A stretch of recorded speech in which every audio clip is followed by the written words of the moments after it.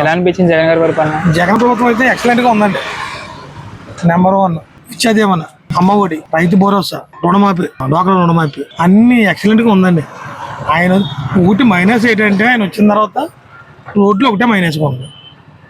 2 సంవత్సరాలకు ఆయన వచ్చిన తర్వాత 2 సంవత్సరాలు కరోనా ఉన్నా సరే ఆర్థికంగా దెబ్బతిన్నా సరే రాష్ట్రం ఎక్సలెంట్గా చేశాడు.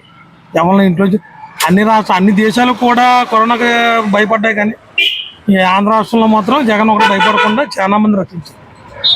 కొంతమంది చనిపోయినా అది వేరే, కానీ ఎక్కడో ఇప్పుడు అంటే క్లాసు మన పవన్ కళ్యాణ్ గారు హైదరాబాద్లో ఉన్నారు, మన చంద్రబాబు నాయుడు కూడా హైదరాబాద్లో ఉన్నారు. జగన్ గారు మాత్రం ఆంధ్రాలోనే ఉన్నాడు. ఆంధ్రాలో ఉండి అందరినీ వాలంటీర్ని తర్వాత ఆశా వర్కర్ని దగ్గర పెట్టి అందరికీ మంచి మెడిసిన్ ఇచ్చి అందరికీ మంచి ఆ 2 సంవత్సరాలు ఆర్థికంగా వెనకబడి ఉన్న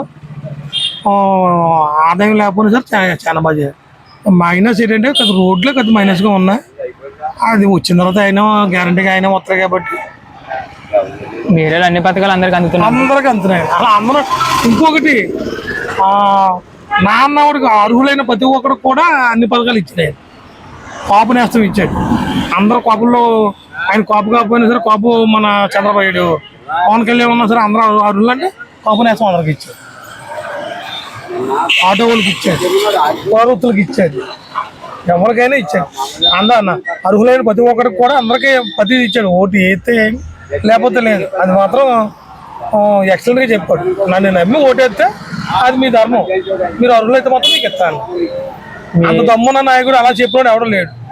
ఇది నా పార్టీ, నా ఎప్పుడు అలా చేయండి ఇలా చేయండి అని చెప్పారు, కానీ ఆయన అయితే మాత్రం చాలా బాగా చేయడండి.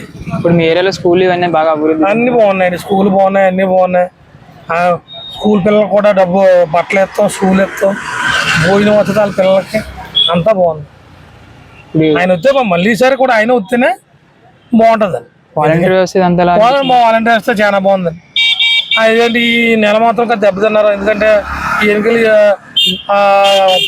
కోర్టు వచ్చిన తర్వాత పట్టుకెళ్ళి సచివాలయం కప్పు చెప్పిన తర్వాత ఈ పింఛన్ ఏదైనా కొద్దిగా దెబ్బతిన్నది. దానికి కారణం ఎవరంటారు? దానికి కావాలంటే ఈ ప్రభుత్వమే, ప్రతిపక్షం ప్రభుత్వమే. ఈ పట్టుకెళ్ళి వాలంటీర్ని కూడా తిప్పుకోకండి, పింఛన్ ఇప్పించకండి, వాళ్ళు తలుపు కొడుతున్నారు చేస్తున్నారని పవన్ కళ్యాణ్ అన్నాడు, మా చంద్రబాబు నాయుడు వాళ్ళు. మళ్ళీ ఇప్పుడు 10,000 ఇస్తామని వాళ్ళే. మరి ఎంతవరకు మరి వాలంటీర్లు ఎంతవరకు మరి వ్యవస్థ మరి ఎంత బాగా కాపాడుతుందని. అయితే మాత్రం వాలంటీర్ వ్యవస్థ చాలా బాగుంది, ఎక్సలెంట్. ఈసారి ఎలా ఉండబోతుందంటారు? ఈసారి అయితే 100% అండి. ఇక్కడ తోట దింపుతూ మొన్న కేసు, ఇవాళ కేసు కూడా వచ్చింది, శిరోమండలం కేసు. మళ్ళీ తర్వాత బెయిల్ వచ్చింది. ఒకవేళ ఆయన మీద 2096లో వచ్చింది ఆ కేసు. 96 29వ తారీఖున వచ్చింది, 29 ఇప్పుడు కేసు వచ్చింది. మన తర్వాత బెయిల్ ఇచ్చారు. అదే ఇంతకుముందు కేసు తెలుగుదేశం ప్రభుత్వంలో ఆ కేసు అది వచ్చింది కాబట్టి మొత్తం మీద పడ్డారు. ఇప్పుడు బెయిల్ వచ్చింది. ఇక్కడ తోట దింపుతులు గ్యారంటీ అయితే 100% సీఎం జగన్ వస్తాడు. మరి కొత్త రాజకీయాలు ఎలా ఉండబోతుంది అంటారు? కొత్త రాజకీయాలు వస్తే నాకు మీద కుక్క ఎక్కింది, కుక్క మీద నాకు ఎక్కిందని బీజేపీ అంటే చంద్రబాబు నాయుడు పరిధి కాదు. పవన్ కళ్యాణ్కి మోడీ గారికి దోస్తే ఉన్నది. ఆయన ఉపయోగం ఏముంది? జగన్ తొక్కేస్తాం ఈసారి. అది ఓటమికి ఎంతమంది వచ్చినాయి? ఇంతకుముందు తెలంగాణలో ఏం చేయరండి? తెలంగాణలో ఏమైంది? అది కాదు ఇది కాదు అందుగా అన్నారు కూటమితో. తెలంగాణలో ఏమవలేదు, పవన్ కళ్యాణ్ రకాలేదు, ఇక్కడ కూడా ఏమవుతుంది నాకు తెలుసు. మళ్ళీ జగన్ ఎందుకు రావాలి? మళ్ళీ జగన్ అంటే పేదలకైతే ఆయనండి అర్హుడు అయినట్టు 10 ఓడికి ఇస్తానంటాడు ఆయన. అర్హుడు అయితే తీసుకో, నువ్వు ఇవ్వకపోతే నన్ను అడుగు. వాలంటీర్ వ్యవస్థ ప్రతి ఒక్కరు కూడా వచ్చి ప్రతి ఇంటికి వచ్చి నీకు ఏం కావాలి, నీకు ఎంత ఉందో లేదు చెప్పిన ప్రభుత్వంలో ఏ ప్రభుత్వం లేదు.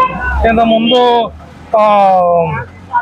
జన్మభూమి కమిటీలు ఉండే కమిటీ దగ్గరికి వెళ్ళి వాళ్ళకి లంచాలు ఇచ్చినా వాళ్ళకి ఏమన్నా రికమెండేషన్ చేస్తేనే పని అయ్యేది. ఇప్పుడు అలా కాదు, నువ్వు అర్హుడు అయితే నీకు ఇచ్చేస్తున్నారండి. జగన్ ప్రభుత్వం మాత్రం అది మంచి పని చేయడు. వాలంటీర్ వ్యవస్థ నుంచి ఎక్కడికో ఎలాకలేదు సచివాలయం దగ్గరికి వెళ్తే మనకు మేలు జరుగుతుంది. ఇప్పుడు 5 సంవత్సరాలు మీ లోకల్ ఎమ్మెల్యే టీడీపీ ఆయన మాత్రం కనపడలేదు. రోజు మాత్రం ఇంటింటికి వస్తాను అన్నాడు, చేస్తా అన్నాడు. ఆయన పైన తెలుగుదేశం ప్రభుత్వం లేదు కాబట్టి నేనేం చేయను అంటున్నాడు. ఆయన జోగేశ్వరరావు గారు అయితే మాత్రం ఎప్పుడు కనపడలేదు. ఇప్పుడు వచ్చి ఓటు అడుగుతున్నాడు. ఆయన 3 సార్లు చేశాడు ఎమ్మెల్యే కింద. ఏ రోజు ఏం చేసింది ఏమీ లేదు.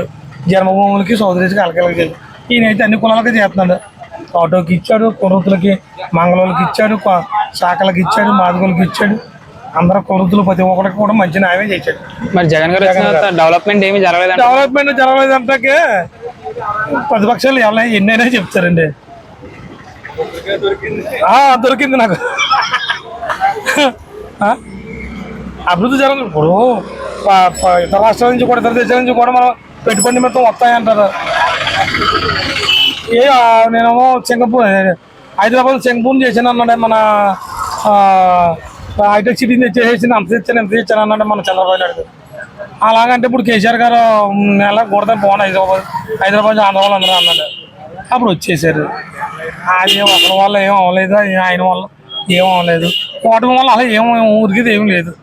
తెలంగాణ వరలేదు, ఇంకా ఆంధ్ర రాష్ట్రం ఏం వరకదు. నాకు తెలిసి ఉండేది రాజకీయంగా జరిగేది ఇదే. ఎంతమంది వచ్చినా సింగల్గా వచ్చింది.